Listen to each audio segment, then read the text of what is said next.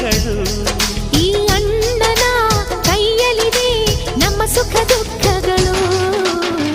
ಅಣ್ಣ ನಮ್ಮ ಅಣ್ಣ ಇವನು ನಮ್ಮ ದೇವನು.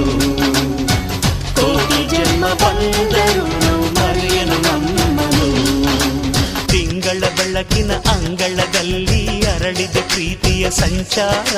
ದೇವರೇ ಬಂದರು ನಾಚಲೇಬೇಕು, ಸ್ವರ್ಗವೇ ನಮ್ಮಿ ಸಂಸಾರ.